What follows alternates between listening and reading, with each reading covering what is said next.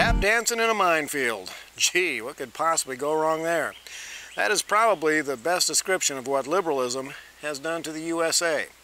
The liberals, who think they are so much smarter than everyone else, have invaded our most important institutions, turned them away from the tried and true paths, and forced America to take a hard left turn down the road of godless immorality, worshiping the planet and building an entire political party and news media based on lies and deception.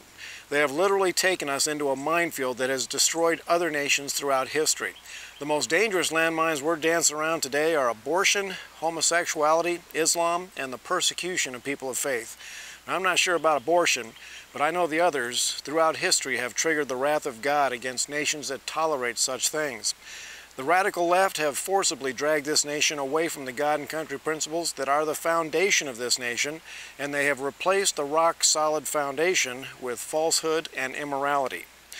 Dancing with Islam.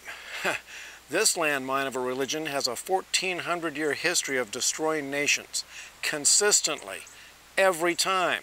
Yet the left in the USA and England have no problem putting out the welcome mat with no restrictions.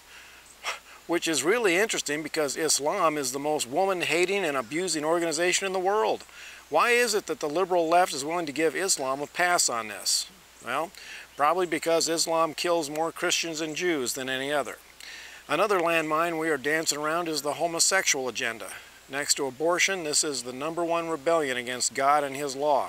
And forcing it on American children is really asking for the hammer of God to land on the USA. DJ Dolce, in her clever news ditty, had a picture of liberal ministers demanding gay rights, and she said, all they have to do is show us the Bible verse that says homosexuality is okay. Well, we will wait a long time because, first of all, the last place liberals go for guidance is the Bible because it always tells them that they're wrong.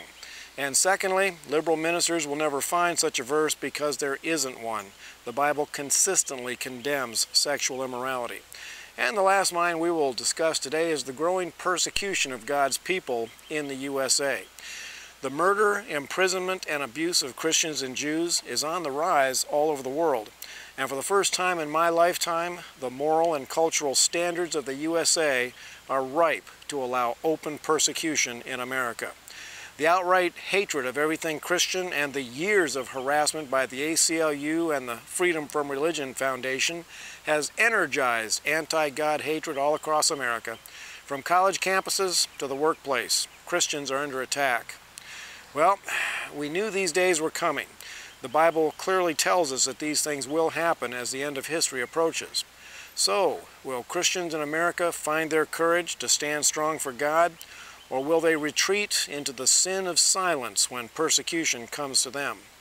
As this battle heats up, I intend to take the gloves off. What the godless are doing to this nation is despicable, and as a Christian American, I cannot stand by in silence. This is why I'm now accepting donations. I need to get these videos onto a private server so Google cannot shut me down when I trample on their liberal anti-God agendas. Thank you to those who have donated to keep these videos going. If you would like to join the team, click the little box in the corner. Recurring monthly donations are especially appreciated. The battle for the heart and soul of America is only beginning. Let's stand together, come what may. This is Wild Bill for America. Thanks for watching, and America bless God again.